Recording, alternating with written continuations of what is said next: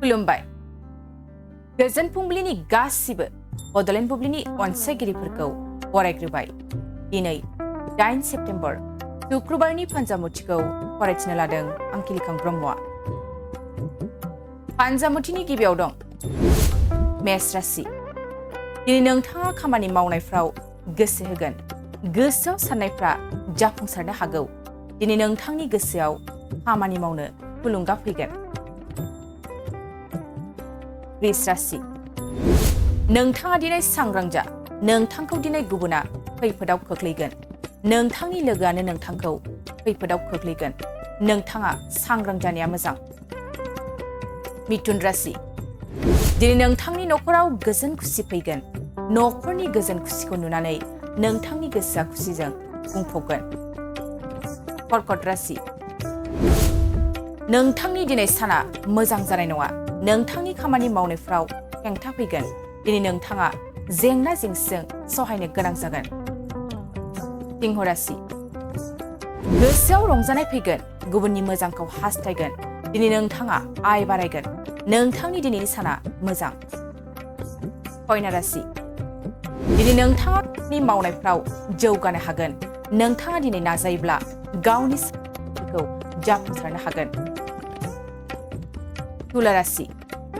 दिनै नोंथाङा दुखु दाहाजों सहायनो गोनां जागोन नोंथांनि मावनो लानाय खामानिफ्राव गोबां जेंना जेंसि नुजाथिगोन नोंथांनि दिनैनि साना मोजां जानाय नङा वृश्चिक राशि नोंथांखौ दिनै गुबुना गाज्रि बुंनो हागौ लोगोजों दिनै नोंथाङा नांलायनाय जानो हागौ लोगोनि फारसे साननानै गोसोआव गाज्रि मोननाय फैगोन धनु राशि नोंथांजों दिनै लोगोआ बांसिन जागोन नोंथांनि आरो लोगोनि अनलायनाया दिनै बांसिन जागोन दिनै नोंथाङा गोदान लोगो मोनगोन मकर राशि नोंथांनि गोसोआ दिनै रमान्टिक जागोन गोसोआव सोरबा अनजालिनि फारसे गोसो बोगोन गोसोआव अननाय मोजां मोननायनि सोमजिगोन कुम्भ राशि दिनै नोंथांजों सुथुरनि नोजोरा बांसिन जागोन नोंथांनि खामानियाव सुथुरानो नोंथांखौ लाबोगोन नोंथांखौ खैफोदाव खोख्लैनो नाजागोन नोंथाङा दिनै सांग्रां जानाया मोजां मीन राशि दिनै नोंथाङा दावबायनो सानदोंब्ला नोंथांनि थाखाय दिनै मोजां जानाय नङा नोंथांनि दावबायनायाव खैफोद नुजागोन दिनै सानसेनि राशि फरायथिनायाबो एसेनोसै आसा खालामो नोंथांनि दिनै साना मोजाङै मोजां थांगोन बेखौ बड'लेण्ड बुब्लि न'खरनिफ्राय मिजिंथिबाय गोजोन्थों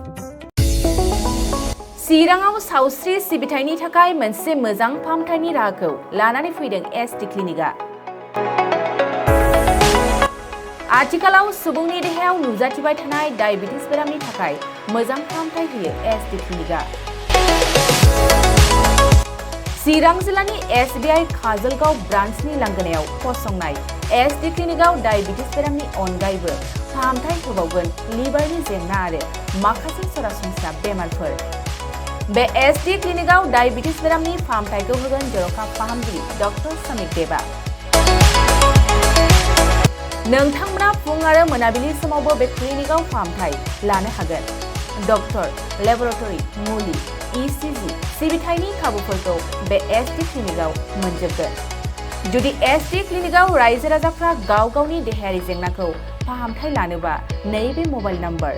7002293924 एबा 9954687226 आव थोंजों मुं थिसननो हागोन